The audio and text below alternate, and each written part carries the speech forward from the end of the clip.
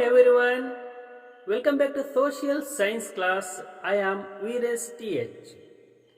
In the earlier class, we have discussed about chapter 2 Geographical Features and Prehistoric India.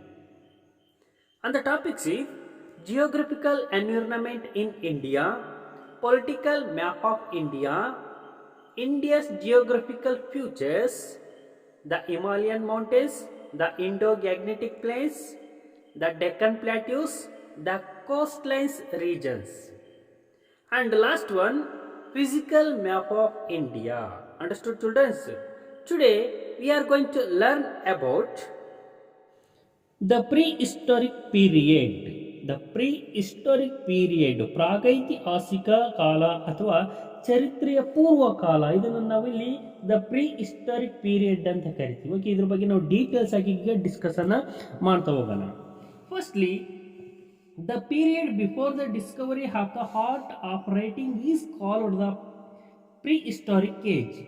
This is so because we do not find evidence of the linguistic development or the use of script.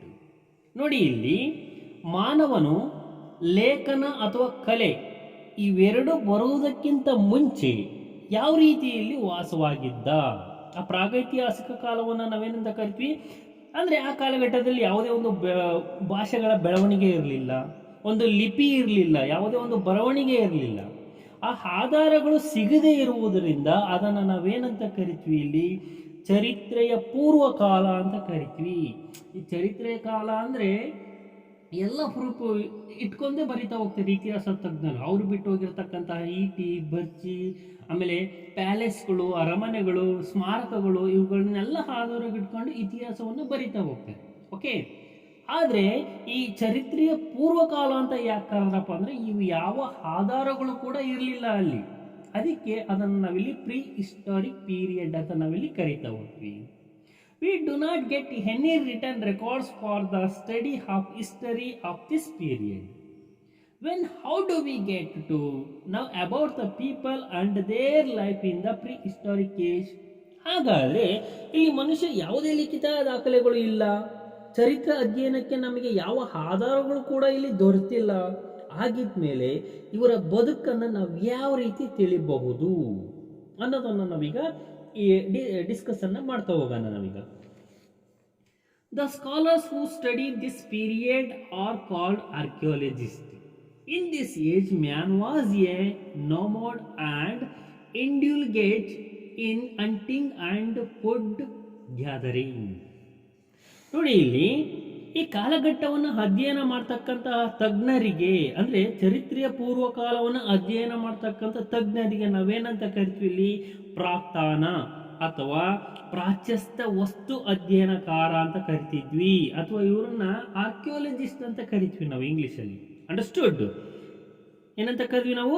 Archaeologist. ಅಂದರೆ ಇಲ್ಲಿ ಪ್ರಾಕ್ತಾನ ಅಥವಾ ಪ್ರಾಚ್ಯ ವಸ್ತು ಅಧ್ಯಯನಕಾರ ಅಂತ ನಾವಿಲ್ಲಿ ಕರಿತಾ ಹೋಗ್ತೀವಿ. ಇಲ್ಲಿ ಅಂದರೆ ಈ ಕಾಲದಲ್ಲಿ ಮನುಷ್ಯ ಅಲೆಮಾರಿಯಾಗಿ ಬದುಕುತ್ತಿದ್ದ, ಬೇಟೆ ಮತ್ತು ಆಹಾರ ಸಂಗ್ರಹಣೆಯಲ್ಲಿ ಸದಾ ಪ್ರಾಣಿಗಳಂತೆ ಇಲ್ಲಿ ಹುಡುಕಾಟವನ್ನು ನಡೆಸ್ತಾ ಇದ್ದ. Okay, archaeologist have discovered few tools created and used by these people. Probably they used tools made of stones, wood and bones. Among these only tools made of stones have survived today, providing use the sources for study. ನೋಡಿ, ಇಲ್ಲಿ ಈ ಪ್ರಾಚ್ಯ ವಸ್ತುಗಳು ಅಧ್ಯಾಪಕರಿಗೆ ನಾವೇನಂತ ಕರಿತೀವಿ, ಇಲ್ಲಿ archaeologist ಅಂತ ಕರಿತೀವಿ ನಾವಿಲ್ಲಿ. ಜನರು ಆಹಾರ ಸಂಗ್ರಹಣೆಯಲ್ಲಿ ಯಾವ ರೀತಿ ತೊಡಗಿದ್ರು, ಬೇಟೆಯಾಡಲು ತಯಾರಿಸಿದ್ದಂತಹ ಹಾಗೂ ಬಳಸುತ್ತಿದ್ದಂತಹ ಕೆಲವು ಪರಿಕರಗಳು ಯಾವ ರೀತಿ ಇದ್ದು, ಕೆಲವೊಂದನ್ನು ಆಧಾರವಾಗಿಟ್ಕೊಂಡು ಪ್ರಾಯಶಃ ಜನರು ಶಿಲೆ, ಕಟ್ಟಿಗೆ ಹಾಗೂ ಎಲುಬುಗಳಿಂದ ತಯಾರಿಸಿದಂತಹ ಆಯುಧಗಳನ್ನು ಬಳಸುತ್ತಿರಬಹುದು. ಇವುಗಳನ್ನು ನಮಗೆ ಶಿಲೆಗಳಲ್ಲಿ ತಯಾರಿಸಿದಂತಹ ಪರಿಕರಗಳ ಅಷ್ಟೇ ಅಲ್ಲದೆ ಕಾಲಗಳನ್ನು ಭೇದಿಸಿ ಇವತ್ತಿಗೂ ಕೂಡ ಅಧ್ಯಯನಕಾರರು ಅವುಗಳನ್ನೆಲ್ಲ ಆಧಾರವಾಗಿಟ್ಕೊಂಡು ಒಂದು ಹಿಸ್ಟ್ರಿಯನ್ನ, ಇತಿಹಾಸವನ್ನು ಬರಿತು ಹೋಗಿದ್ದಾರೆ. ಓಕೆ, ಇನ್ನೊಮ್ಮೆ ಹೇಳ್ತೀನಿ ನೋಡ್ರಿ, ಇಲ್ಲಿ ಪ್ರೀ ಹಿಸ್ಟಾರಿಕ್ ಪೀರಿಯಡ್ ಅಲ್ಲಿ ಚರಿತ್ರೆಯ ಪೂರ್ವ ಕಾಲದಲ್ಲಿ ಯಾವ ರೀತಿ ಜನಗಳು ಇದ್ರು ಅನ್ನೋದನ್ನು ನಾವು ಬರಿಬೇಕು ಅಂದರೆ ಅವರು ಬಿಟ್ಟೋಗಿರ್ತಕ್ಕಂತಹ ಪ್ರಾಣಿಗಳ ಮೂಳೆಗಳಾಗಿರ್ಬೋದು, ಅವರು ಗೋಡೆ ಮೇಲೆ ಗೀಜು ಹೋಗಿರ್ತಕ್ಕಂಥ ಚಿತ್ರಗಳಾಗಿರ್ಬೋದು, ಅವರು ಯೂಸ್ ಮಾಡ್ತಕ್ಕಂತಹ ಬರ್ಚಿ ಈಟಿಗಳಾಗಿರ್ಬೋದು, ಇವುಗಳನ್ನು ಆಧಾರವಾಗಿಟ್ಕೊಂಡು ಈ ಇತಿಹಾಸ ತಜ್ಞರು ಆರ್ಕಿಯಾಲಜಿಸ್ಟ್ ಏನು ಮಾಡ್ತಾನೆ, ಇಲ್ಲಿ ಇತಿಹಾಸವನ್ನು ಬರಿತಾ ಹೋಗ್ತೀನಿ.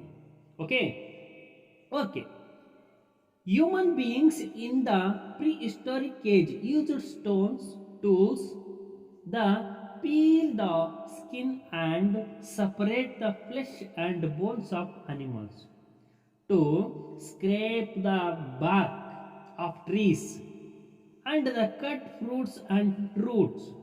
The people used to create antlers out of bones and wood, and using them like spread and arrows hunted animals. They used stones as access to chop down trees and cut them up into logs. Okay, ಈ ಪ್ರಾಣಿಗಳ ಮಾಂಸ ಮತ್ತು ಮೂಳೆಗಳನ್ನು ಕತ್ತರಿಸ್ತಾ ಇದ್ರು ಆಗಿನ ಒಂದು ಚರಿತ್ರೆಯ ಪೂರ್ವದ ಕಾಲದ ಜನಗಳು. ಮರಗಳ ತೊಗಟೆಗಳನ್ನು ಮತ್ತು ಪ್ರಾಣಿಗಳ ಚರ್ಮಗಳನ್ನು ಸುಲಿಯಲು, ಹಣ್ಣು ಮತ್ತು ಬೇರುಗಳನ್ನು ಕತ್ತರಿಸಲು, ಗೆಡ್ಡೆ ಗೆಣಸುಗಳನ್ನು ಇಲ್ಲಿ ಪಡೆಯಲು ಏನು ಮಾಡ್ತಾ ಇದ್ರಪ್ಪ ಅಂದ್ರೆ ಶಿಲಾ ಪರಿಕರಗಳನ್ನು ಬಳಸ್ತಾ ಇದ್ರು. ಅಂದರೆ ಭೂಮಿಯಲ್ಲಿ ಸಿಗ್ತಕ್ಕಂತಹ ಕೆಲವು ವಸ್ತುಗಳನ್ನೇ ಯೂಸ್ ಮಾಡಿಕೊಂಡು ಈ ಮಾಂಸ ಕೊಯ್ಯೋದು, ಹಣ್ಣುಗಳನ್ನು ಕತ್ತರಿಸೋದು, ಗೆಡ್ಡೆ ಗೆಣಸುಗಳನ್ನು ಭೂಮಿಯಿಂದ ಅಗಿಯೋದು ಕೆಲಸವನ್ನು ಇಲ್ಲಿ ಮುಂದುವರಿಸ್ತಾ ಇದ್ರು. ಓಕೆ, ಜನರು ಎಲುಬು ಮತ್ತು ಕಟ್ಟಿಗೆಗಳನ್ನು ಕೈ ಹಿಡಿಯಾಗಿ ಅಳವಡಿಸಿಕೊಂಡು ಮತ್ತು ಬರ್ಚಿ ಮತ್ತು ಬಾಣಗಳನ್ನು ಮಾಡಿಕೊಂಡು ಇಲ್ಲಿ ಬೇಟೆಗಳನ್ನು ಆಡ್ತಾ ಇದ್ರು. ನೋಡ್ರಿ, ಬೇಟೆ ಆಡಬೇಕು ಅಂದರೆ ತನ್ನಷ್ಟಕ್ಕೆ ತಾನೇ ಕೆಲವು ವಸ್ತುಗಳನ್ನು ತಯಾರು ಮಾಡ್ಕೊಳ್ತಾ ಇದ್ರು. ಅವರು ಈಟಿಗಳನ್ನು, ಬಾಣಗಳನ್ನು ಮಾಡಿಕೊಂಡು ಈ ಪ್ರಾಣಿಗಳನ್ನು ಬೇಟೆ ಆಡ್ತಾ ಇದ್ರು ಕಾಡುಗಳಿಗೆ ಹೋಗಿ. ಮತ್ತು ಈ ಮರವನ್ನು ಕಡಿದು ಏನು ಮಾಡ್ತಾ ಇದ್ರಪ್ಪ ಅಂದ್ರೆ ಸೌದೆಯಾಗಿ ಬಳಸಿ ಶಿಲೆಗಳನ್ನು ಕೊಡಲಿಯನ್ನಾಗಿ ಮಾಡಿಕೊಂಡು ಗುಡಿಸಲುಗಳನ್ನು ಕಟ್ಟಲು ಮರಗಳನ್ನು ಇಲ್ಲಿ ಬಳಸ್ತಾ ಇದ್ರು. ನೋಡಿ, ಎಲ್ಲವರು ಗುಡಿಸ್ಕೊಂಡು ಕಟ್ಟೋದಕ್ಕೆ ಅಲ್ಲೇ ಕಾಡಿನಲ್ಲಿರ್ತಕ್ಕಂಥ ಕೆಲವು ಮರಗಳನ್ನು ಕಡಿದು ಆ ಶಿಲೆಗಳನ್ನೇ ಕೊಡ್ಲಿಯನ್ನಾಗಿ ಮಾಡಿಕೊಂಡು ಅವರು ಜೀವನವನ್ನು ನಡೆಸ್ಕೊಳ್ತಾ ಬರ್ತಾ ಇದ್ರು.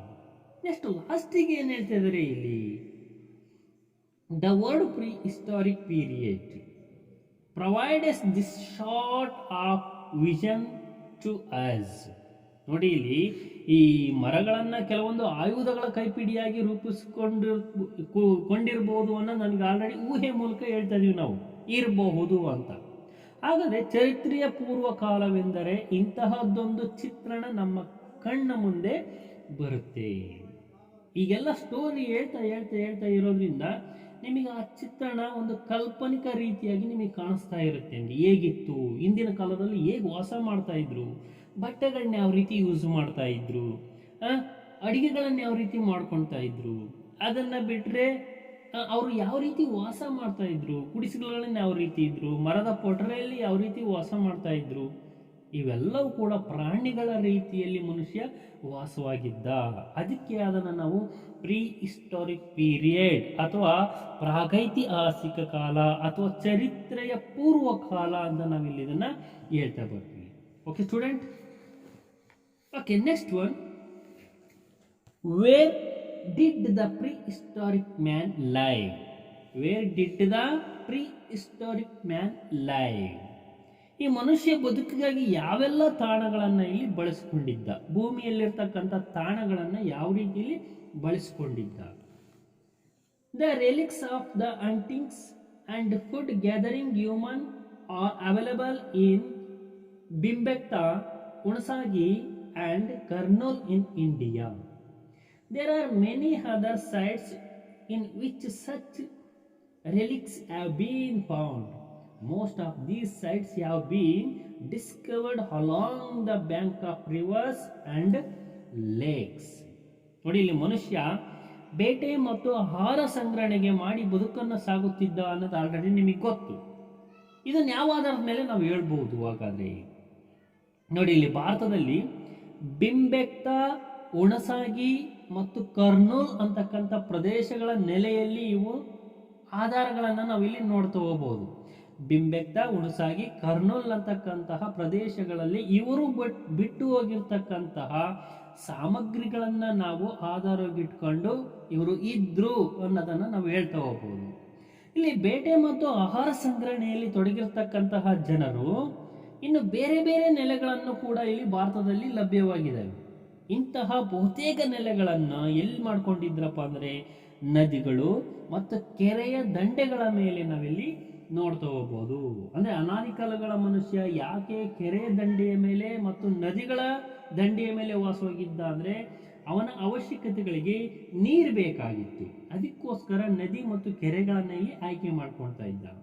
Okay, furthermore, since stones tools were essentials for the survival for people of that age, they choose areas abundant with stone which could fulfill their needs. Areas where people used stone to create various tools have been thought to be the first industrial site of human beings. ಅಷ್ಟೇ ಅಲ್ಲದೆ ಈ ಕಾಲಘಟ್ಟದಲ್ಲಿ ಮನುಷ್ಯ ಅಳಿವು ಉಳಿವಿಗಾಗಿ ಶಿಲೆಗಳ ಪರಿಕರಗಳನ್ನು ಅನಿವಾರ್ಯವಾಗಿದ್ದರಿಂದ ತಮ್ಮ ಅಗತ್ಯಕ್ಕೆ ಸೂಕ್ತವಾದಂತಹ ಕಲ್ಲುಗಳಾಗಿರ್ಬೋದು ಮತ್ತು ಕಲ್ಲುಗಳಲ್ಲಿ ದೊರೆತಕ್ಕಂತಹ ಸ್ಥಳಗಳನ್ನೇ ಇಲ್ಲಿ ಆಯುಧವಾಗಿ ಇಲ್ಲಿ ಯೂಸ್ ಮಾಡ್ಕೊಳ್ತಾ ಇದ್ರು. ಆಮೇಲೆ ವಾಸಕ್ಕೆ ಆಯ್ಕೆಯನ್ನು ಯಾವುದಾದ್ರೂ ಒಂದು ಭೂಮಿಯಲ್ಲಿ ಅದರ ಪೊಟರೆ ಆಗಿರ್ಬೋದು, ಗುಹೆಗಳಾಗಿರ್ಬೋದು, ಅಥವಾ ತನ್ನೆಚ್ಚಕ್ಕೆ ತಾನೇ ಗುಡಿಸಲುಗಳನ್ನು ಇಲ್ಲಿ ಕಟ್ಟಿಕೊಂಡು ಜೀವನವನ್ನು ನಡೆಸ್ಕೊಳ್ತಾ ಬರ್ತಾ ಇದ್ದ. ಈ ಮನುಷ್ಯರು ಕಲ್ಲುಗಳನ್ನು ಬಳಸಿ ಪರಿಕರಗಳನ್ನು ಇಲ್ಲಿ ತಯಾರು ಮಾಡ್ತಾ ಇದ್ದ. ಅಂತಹ ಪ್ರದೇಶಗಳನ್ನು ಆರಂಭಿಕ ಕೈಗಾರಿಕೆ ನೆಲೆ ಅಂತ ನಾವಿಲ್ಲಿ ಭಾವಿಸಬಹುದು. ನೋಡಿ, ಇಲ್ಲಿ ಈಗ ಕೈಗಾರಿಕಾ ನೆಲೆಗಳು ಅಂದರೆ ಕೆಲವು ಇಂಡಸ್ಟ್ರಿಗಳನ್ನು, ಕಾರ್ಖಾನೆಗಳನ್ನು ನಾವು ತಗೊಂತೀವಿ, ದೊಡ್ಡ ದೊಡ್ಡ ಕಂಪನಿಗಳನ್ನು ನೋಡ್ತೀವಿ. ಹಾಗಾದರೆ ಈ ಚರಿತ್ರೆಯ ಪೂರ್ವ ಕಾಲದಲ್ಲಿ, ಪ್ರೀ ಹಿಸ್ಟಾರಿಕ್ ಪೀರಿಯಡಲ್ಲಿ ಈ ಕಲ್ಲುಗಳಲ್ಲಿ ಮಾಡಿರ್ತಕ್ಕಂತಹ ವಸ್ತುಗಳನ್ನೇ ನಾವು ಕೈಗಾರಿಕೆ ನೆಲೆ ಅಂತ ನಾವಿಲ್ಲಿ ಭಾವಿಸ್ಬೋದಾಗಿದೆ. Understood? Okay, how do we get to know about such industrial site? ಹಾಗಾದರೆ ಇಂತಹ ಕೈಗಾರಿಕಾ ನೆಲೆ ಎಲ್ಲಿವೆ ಎನ್ನುವುದು ತಿಳಿಯುವುದಾದರೂ ಹೇಗೆ? ನಾವು ಯಾವ ರೀತಿ ಇದನ್ನು ನಾವು ತಿಳಿಬಹುದು? ಕೈಗಾರಿಕೆಗಳಲ್ಲಿ ಯಾವ ರೀತಿ ಬಿಟ್ಟೋಗಿದ್ದಾರೆ, ಏನು ಪ್ರೂಫ್ ಐತೆ ನಮಗೆ? Usually we get to see stone tools around rocky areas. People might have rejected some rocks as unsuitable for their stones. Heaps for broken rock or stones chips obtained during the creations of implemented abundant in such areas. It is possible that people lived for a long time in these places. These sites are called residential and industrial sites. ಈ ಸಾಮಾನ್ಯವಾಗಿ ಕೆಲವೆಡೆ ಬಂಡೆಗಳು ಕಂಡು ಬರತಕ್ಕಂಥ ಪ್ರದೇಶಗಳಲ್ಲಿ ಕೆಲವು ಕಲ್ಲಿನ ಪರಿಕರಗಳನ್ನು ನಾವಿಲ್ಲಿ ನೋಡ್ತಾ ಹೋಗ್ಬೋದು.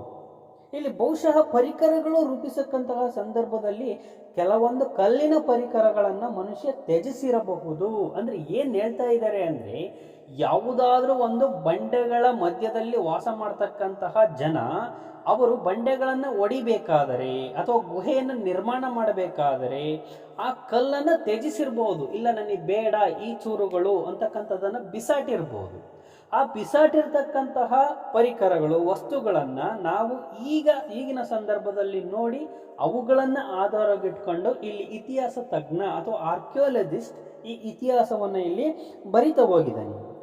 ಅಷ್ಟೇ ಅಲ್ಲದೆ ಹಾಗೆ ನಿರ್ಮಿಸಿರ್ತಕ್ಕಂಥ ಸಂದರ್ಭದಲ್ಲಿ ಮೂಡಿ ಬಂದಂತಹ ಕಲ್ಲಿನ ಚಕ್ಕೆಗಳ ರಾಶಿಗಳ ನೆಲೆಗಳು ಮತ್ತು ಸುತ್ತಮುತ್ತಲಿನ ಪ್ರದೇಶಗಳಲ್ಲಿ ನಾವು ಕಾಣ್ತಾ ಹೋಗ್ಬೋದು.